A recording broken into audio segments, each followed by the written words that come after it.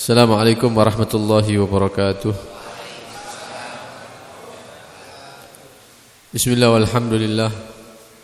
Wassalatu wassalamu ala rasulillah Sayyidina wa maulana Muhammad ibn Abdullah wa ala alihi wa sahbihi wa man walah wa la hawla wa la quwwata illa billah. Amma ba'd. Alhamdulillah, kembali dipertemukan oleh Allah subhanahu wa ta'ala dalam majlis yang kita berharap mudah-mudahan tidak berdiri dari majlis ini kecuali dosa-dosa kita diampuni oleh Allah subhanahu wa ta'ala, tidak keluar dari majlis ini kecuali dirahmati oleh Allah subhanahu wa ta'ala. Amin ya rabbal alamin. Hadirin hadirat rahimakumullah, malam hari ini akan kita mulai pembacaan kitab khutbah li Sayyidina Al-Habib Tahir bin Husain bin Tahir radhiyallahu anhu. Sebelum kita memulai pembacaan kitab, akan sedikit kita terangkan mengenai pengarang atau penyusun kitab yang kita baca. Beliau adalah Sayyidina Al-Habib Tahir bin Husain bin Tahir bin Muhammad bin Hashim bin Abdurrahman bin Abdullah bin Abdurrahman bin Muhammad Maghfun bin Abdurrahman Battanah bin Ahmad bin Alwi ibn al-Faqih Ahmad bin Abdurrahman bin Alwi Ammi al-Faqih al-Muqaddam bin Muhammad Sahib Mirbad, dan terus nasab ini bersambung kepada Sayyidina Ali bin Abi Thalib, suami daripada Siti Fatimah putri Nabi Muhammad SAW. Jadi kalau dihitung urutan nasab beliau itu, beliau adalah keturunan ke-29 daripada Rasulullah SAW.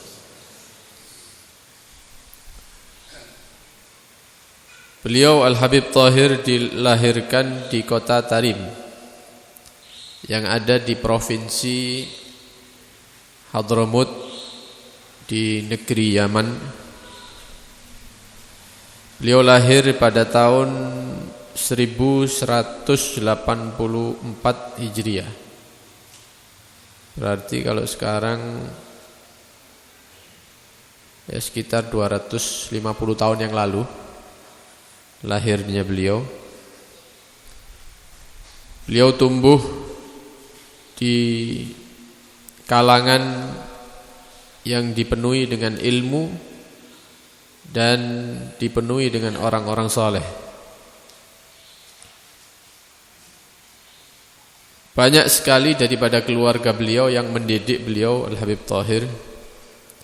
Di antara yang memberikan pendidikan luar biasa kepada beliau dan adiknya, karena ada dua beradik, ada Al-Habib Tahir dan adiknya bernama Abdullah. Termasuk yang mendidik dua putra ini yaitu bibiknya. Bibiknya yang memberikan pendidikan kepada dua putra ini yang ketika itu masih kecil, dengan pendidikan yang luar biasa. Dan bibik beliau ini termasuk perempuan-perempuan yang memiliki keutamaan di zamannya. Jadi bukan sekedar mendidik anak makan, minum, tidur, pakai baju, bukan, tapi diajari agama, karena bibiknya ini termasuk perempuan yang berilmu. Perempuan yang berilmu. Jadi belajar, dididik tentang akhlak, tentang ilmu agama oleh bibiknya sendiri. Kemudian diantarkan kepada ulama-ulama yang ada di negeri, ada di provinsi Hadramut. Nah, pada tahun 1210 Hijriah, 1210 Hijriah, 26 tahun berarti. Umur beliau sudah 20 tahunan, 26 tahun. Karena ada konflik di kota Tarim, kota kelahiran beliau, akhirnya berpindah mencari daerah pinggiran yang bernama Masileh, negeri Masileh. Jadi desa Masileh ini, daerah pinggiran ini dulu tidak dikenal dengan desa yang dikenal dengan keilmuannya. Akhirnya pada satu malam ada seorang penduduk desa Masileh ini, dia bermimpi. Dalam mimpinya dia melihat ada bulan purnama yang turun dan jatuh di atas tanah desa Masileh. Jadi bulan itu dari atas turun sampai turun di tanah. Dan itu turunnya di desa Masileh ini, desa pinggiran ini. Setelah terjadinya mimpi ini, tidak lama ada keluarga yang berpindah dari kota Tarim ke desa Masileh, yaitu dua bersaudara ini, Thohir bin Husain bin Thohir dan adiknya Abdullah bin Husain bin Thohir, yang mana keduanya adalah orang-orang yang memiliki ilmu yang luas. Jadi dari kota pindah ke desa, karena ada konflik di kota, mereka berdua pindah ke desa Masileh. Lah mulai hari itu desa yang dulunya dikenal awam karena dimasuki oleh dua orang berilmu ini, Thohir dan Abdullah, maka desa itu berubah menjadi pusat ilmu dan seterusnya. Orangnya menjadi orang-orang yang berilmu, masjid-masjidnya makmur dengan ilmu dan seterusnya. Maka orang-orang soleh ketika itu, di zaman itu, mentakwili mimpi yang pernah disaksikan, yaitu turunnya bulan purnama di desa Masileh, yaitu kedatangan dua orang ini, Thohir dan Abdullah, dengan membawa ilmu syariat Nabi Muhammad SAW, menjadikan desa yang awalnya tidak berilmu, awam, menjadi desa yang menjadi ketika itu menjadi pusat ilmu. Jadi dari tempat-tempat lain itu berdatangan ke desa Masileh karena ada dua orang ini, dua tokoh ini, Thohir bin Husain dan Abdullah bin Husain. Pengarang kitab yang kita pelajari ini, Al-Habib Thohir bin Husain ini, banyak sekali belajar daripada guru-guru yang mulia. Kita sebutkan banyak ini ya, banyak sekali guru-gurunya, baik yang ada di Yaman ataupun yang ada di kota Makkah dan di kota Madinah. Dan beliau juga memiliki santri-santri yang sangat banyak, dan mereka menjadi orang-orang yang soleh, orang-orang pilihan Allah Subhanahu wa ta'ala. Di masa beliau itu terjadi satu fitnah. Jadi ada satu paham yang menguasai daerah Hadramut. Kalau di negeri kita ini seperti zamannya PKI begitu, komunis. Nah, ketika itu di zaman beliau ada paham yang seperti komunis ini menguasai provinsi Hadramut. Jadi kalau sudah paham-paham seperti itu menguasai satu daerah, biasanya orang yang mau menjalankan agama itu dipersulit. Mau mengadakan apa, mau mengadakan sholat berjamaah dan seterusnya, itu biasanya dipersulit oleh tokoh-tokoh komunis begitu. Dalam kamus para ulama, utamanya kelompok para habaib, itu mereka tidak akan mengangkat senjata selama pemerintahan tidak mengajak kepada kekufuran. Jadi kalau melarang agama Islam baru mereka bergerak. Tapi kalau selama mereka masih diperbolehkan sholat di rumah dan seterusnya, itu caranya mereka itu bukan dihadapi dengan senjata, tapi mereka mendekatkan diri kepada Allah Subhanahu wa ta'ala, berdoa agar paham ini segera dihilangkan dari negeri mereka begitu. Kecuali kalau mengajak kepada kekufuran. Cuman dua orang ini, kakak beradik ini, memiliki pemahaman yang berbeda. Yang kakak Habib Thohir bin Husain, beliau berpendapat bahwa sudah saatnya umat Islam yang ada di negeri tersebut untuk mengangkat senjata.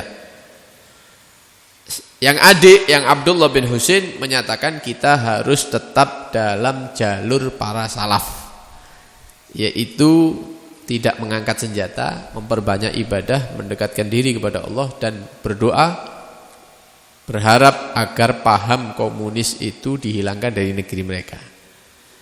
Ala kulli hal, semuanya bertujuan baik, cuman caranya berbeda-beda begitu ya. Ada yang dengan cara berdoa dan seterusnya, ada yang dengan melawan kezoliman begitu.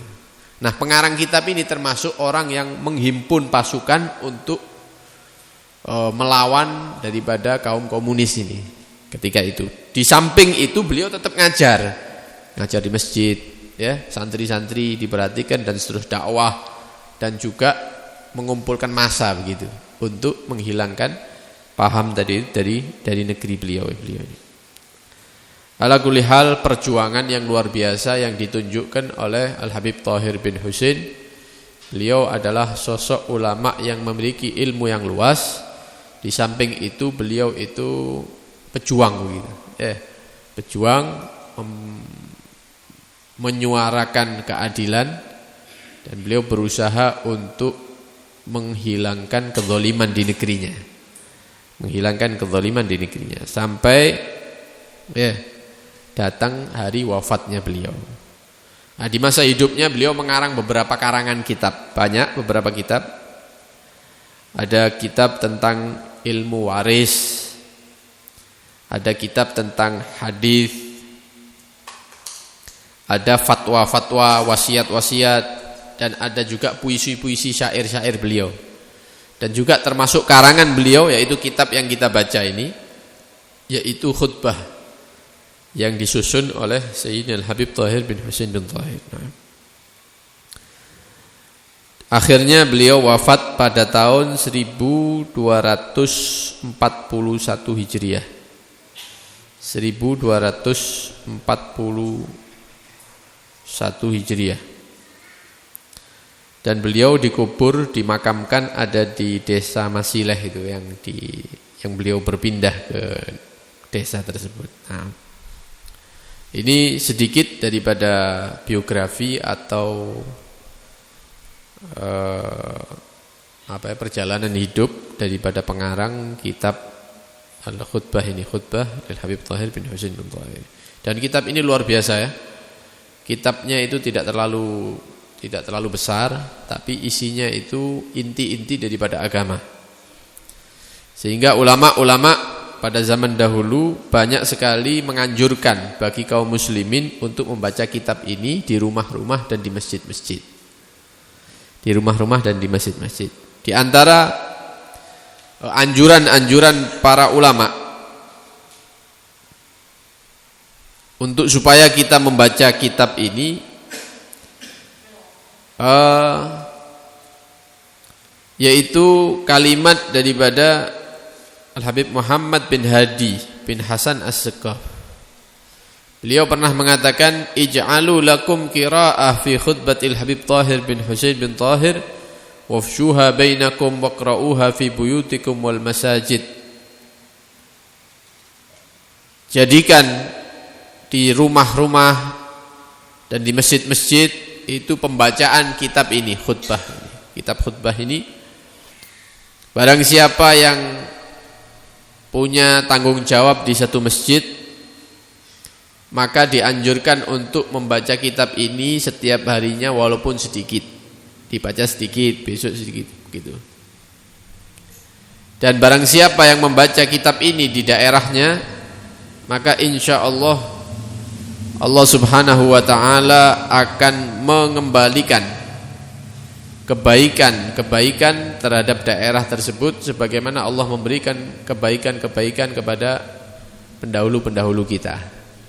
Pendahulu-pendahulu kita yang soleh mendapat kebaikan dari Allah. Kalau kita baca kitab ini, insya Allah kebaikan-kebaikan yang dulu dibagikan oleh Allah akan dibagikan kembali di daerah kita, insya Allah.